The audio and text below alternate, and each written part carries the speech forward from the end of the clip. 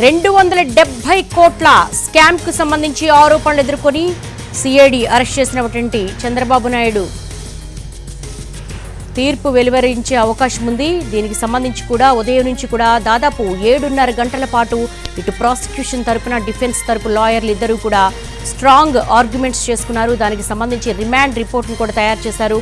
మరి కాసేపట్లో తీర్పు వెలువరించబోతున్నారు న్యాయమూర్తి. ప్రస్తుతం కోర్టు ఆవరణలో అంతా కూడా మూడంచెల భద్రతలోకి వెళ్లిపోయినట్టుగా కనపడుతోంది. దాదాపు అక్కడ ర్యాపిడ్ యాక్షన్ ఫోర్స్ 200 పైచిలుకు మంది బెటాలియన్స్ అన్ని కూడా అక్కడ సిద్ధంగా ఉన్నాయి. ప్రస్తుతం లోపల ఇరు వర్గాలకు సంబంధించినటువంటి లాయర్స్ అలాగే లీగల్ టీమ్స్ అన్ని కూడా డిస్కస్ చేస్తూ ఉన్నారు. 2 రాష్ట్రాల్లో కూడా సంచలనం రేపినటువంటి స్కిల్ డెవలప్మెంట్ స్కామ్లో నిధుల గోల్మాల్కు సంబంధించి 271 కోట్ల స్కిల్ స్కామ్ సూత్రధారి చంద్రబాబే, ప్రధానంగా బెనిఫిషియరీ ఆయనేనంటూ సిఐడి పలు అభియోగాలు మోపింది. దాదాపు 34 ఎలిగేషన్స్ చేసింది. దీనికి సంబంధించి కూడా ఉదయం నుంచి కూడా ఇటు ప్రాసిక్యూషన్ తరపు లాయర్ పొన్నవోలు సుధాకర్ రెడ్డి అలాగే డిఫెన్స్ లాయర్ సిద్ధార్థ లూథ్రా ఇద్దరూ కూడా 3.5 గంటల పాటు కూడా ఆర్గ్యుమెంట్స్ వినిపించారు. దానికి సంబంధించినటువంటి పేపర్ డాక్యుమెంట్స్ అన్ని కూడా కోర్టుకు సమర్పించారు. సిఐడి తరపున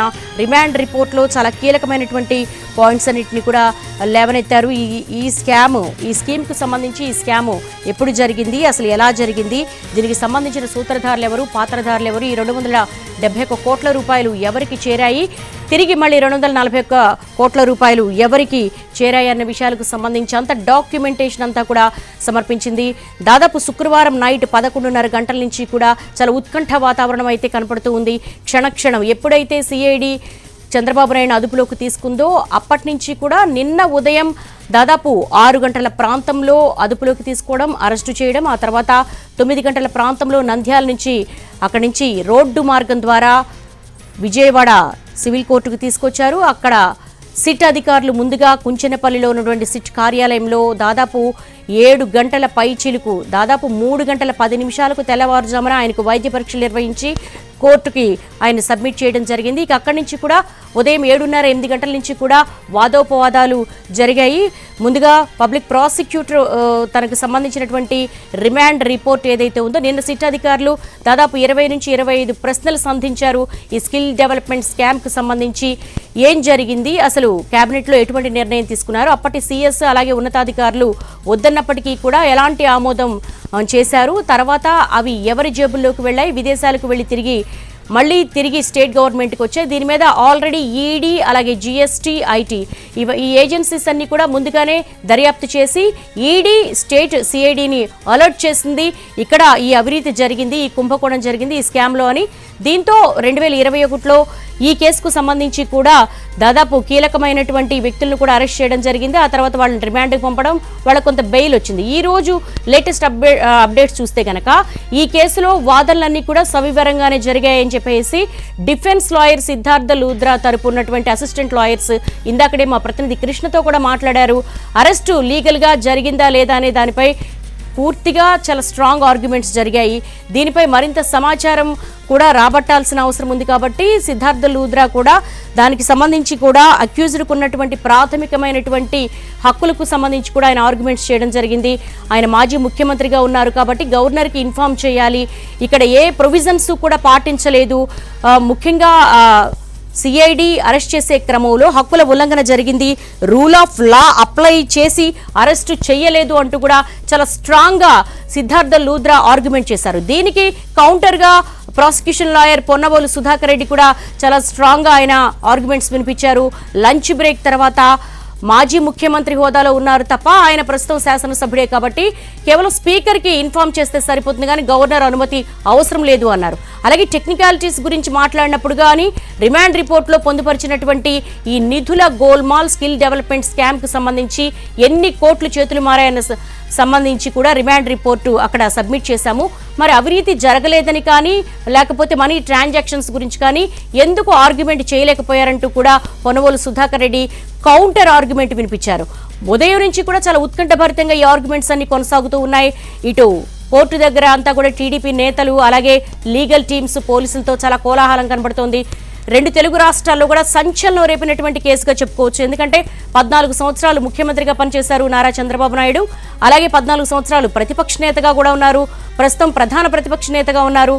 ఏపీ రాజకీయాల్లో ఈ అరెస్ట్ చాలా కీలక పరిణామంగా కూడా చెప్పుకుంటున్నారు. పొలిటికల్ సర్కిల్స్ లో కూడా ఏం జరగబోతోంది, నెక్స్ట్ స్టెప్ ఏ విధంగా ఉండబోతోంది, సెక్షన్ 17A వర్తించదు, ప్రివెన్షన్ ఆఫ్ కరప్షన్ యాక్ట్ కి సంబంధించి కూడా న్యాయమూర్తి ఇటు పబ్లిక్ ప్రాసిక్యూటర్ని అడగడం జరిగింది. అంటే సిఐడి తరపు అడ్వకేట్ని కూడా అడగడం జరిగింది, ప్రాసిక్యూషన్ తరపు లాయర్ని. ఏంటి అసలు ఈ కేసును 17A ఎలా వర్తిస్తుంది, అలాగే 409 అప్లికబుల్ కాదు, తన క్లయింట్ కంటూ డిఫెన్స్ లాయర్ సిద్ధార్థ లూథ్రా కూడా ఆర్గ్యుమెంట్స్ చేశారు.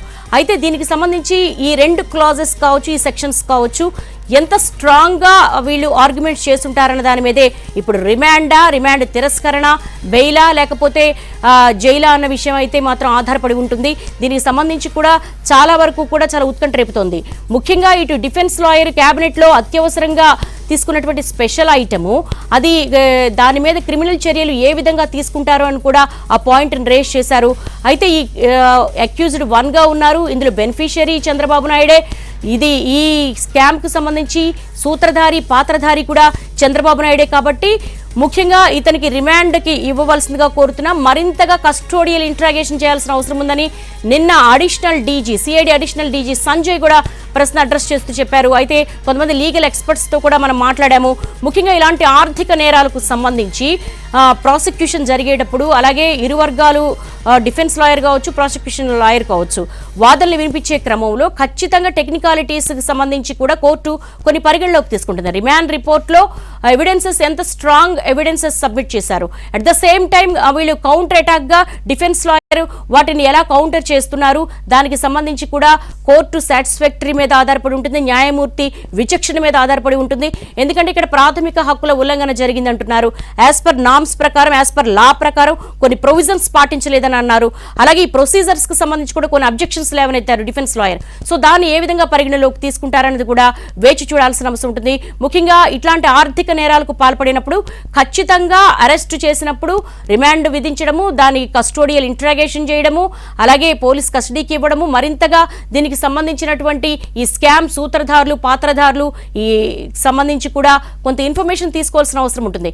మరి దానికి సంబంధించి కూడా ఒకవేళ రిమాండ్ అనివార్య పరిస్థితులే వస్తే గనక బెయిల్ మూవ్ చేయడం కోసం తను అలౌ చేయమని సిద్ధార్థ లూథ్రా అప్లై చేశారు. లాస్ట్ లో కంక్లూడ్ చేసే క్రమంలో ఎందుకు అలా సస్పెక్ట్ చేయాల్సి వచ్చింది, ఆ కాన్ఫిడెన్స్ ఎందుకు లోపించింది అంటే ముఖ్యంగా ఆర్గ్యుమెంట్స్ సంబంధించి కూడా ఎలాంటి ఎవిడెన్సెస్ ని సబ్మిట్ చేసి ఉన్నారన్నది కూడా ప్రాథమికంగా అక్కడ ఉన్నటువంటి గ్రౌండ్స్ టెక్నికాలిటీస్ని కూడా మరి కోర్టు పరిగణలోకి తీసుకుని న్యాయమూర్తి ఏ అంశాలు పరిగణలోకి తీసుకుంటారు. రిమాండ్ రిపోర్టు చాలా పగడ్బందీగా, ఎందుకంటే అక్కడ డిఫెన్స్ లాయర్ కూడా ఆర్గ్యుమెంట్స్ చాలా పగడ్బందీగా చేస్తూ ఉన్నారు. సెక్షన్ ఏ అనేది వర్తించదు అని అంటున్నారు.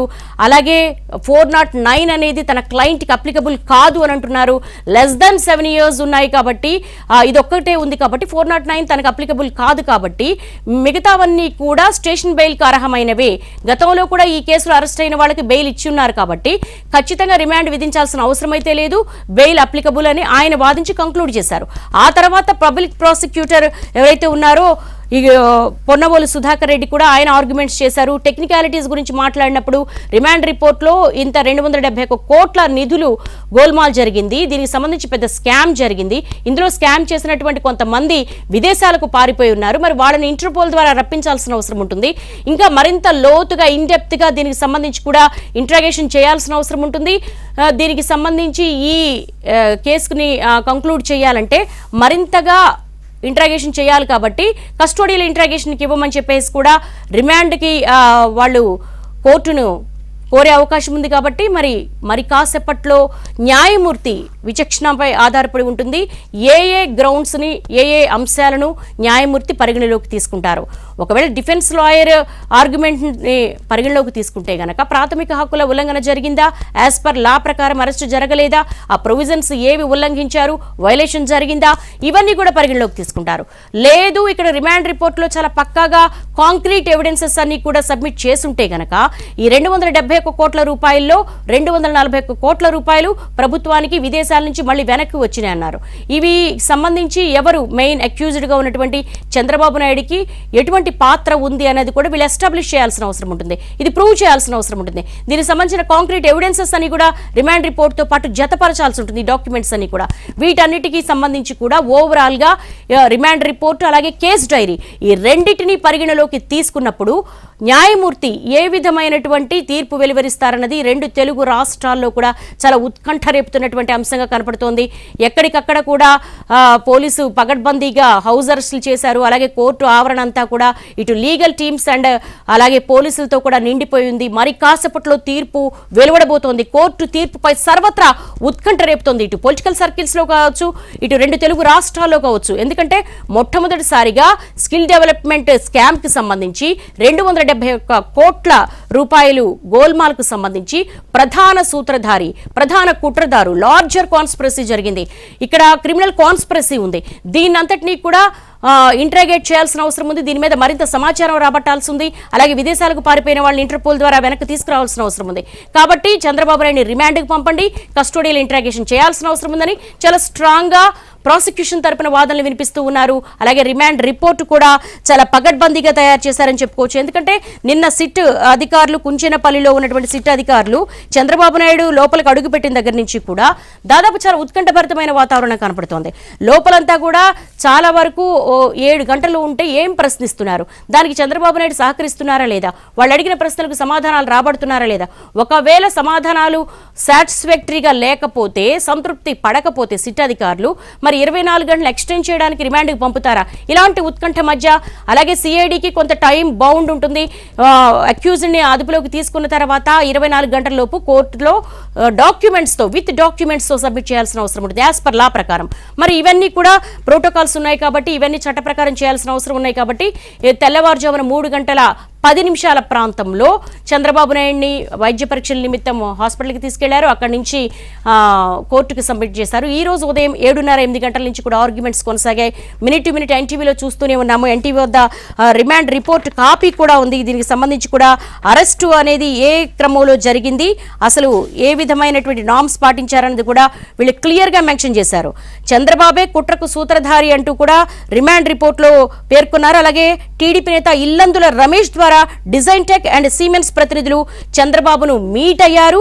ఆ తర్వాత కేబినెట్ తీర్మానాన్ని పక్కన పెట్టి గంటా సుబ్బారావు, లక్ష్మీనారాయణ లాంటి అధికారుల ద్వారా బాబు ఈ కాన్స్పిరసీకి పాల్పడ్డారు, ఈ కుట్రకు పాల్పడ్డారని మెయిన్ గా రిమాండ్ రిపోర్ట్ లో మెన్షన్ చేశారు. At the same time cabinet తీర్మానాన్ని పక్కన పెట్టారు.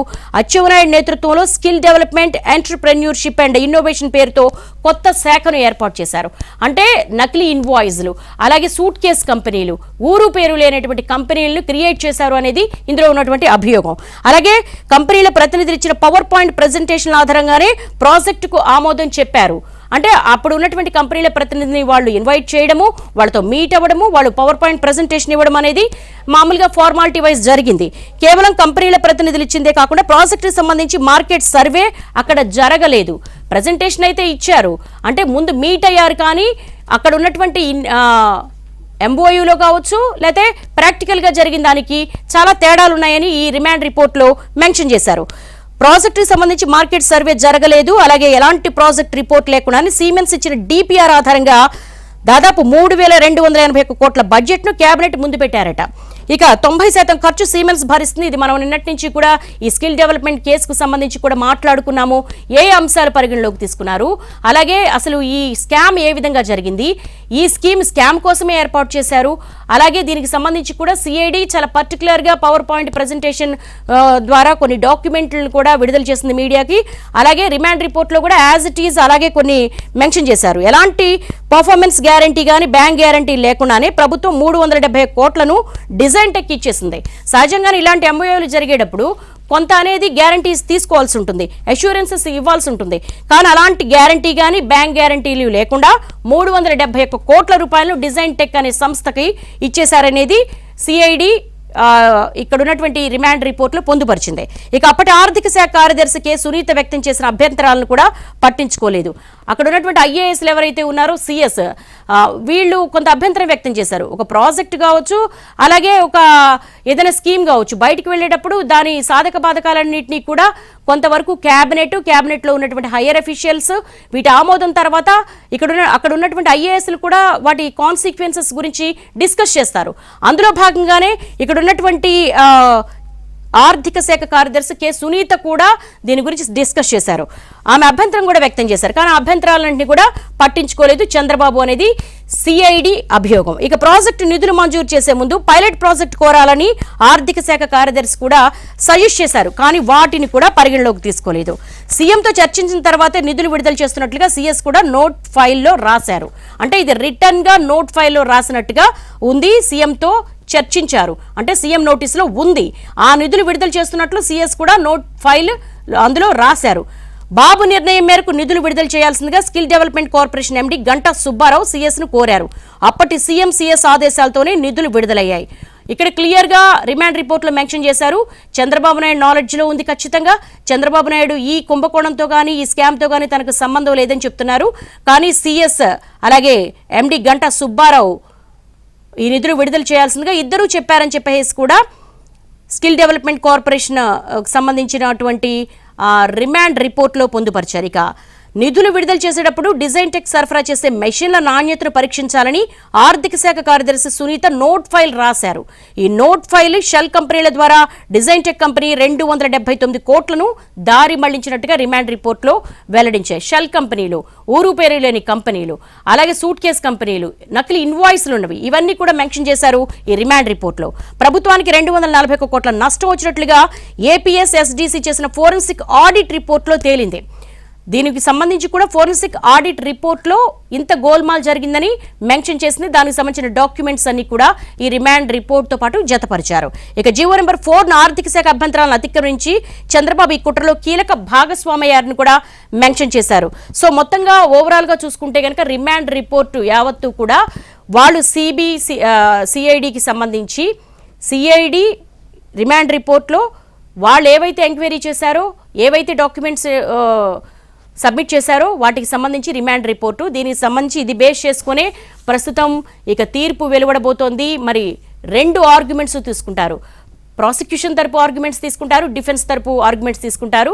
తీర్పు ఎవరికి ఫేవర్గా రాబోతోంది, ఏం జరగబోతోంది, 2 తెలుగు రాష్ట్రాల్లో ఉత్కంఠ రేపుతోంది.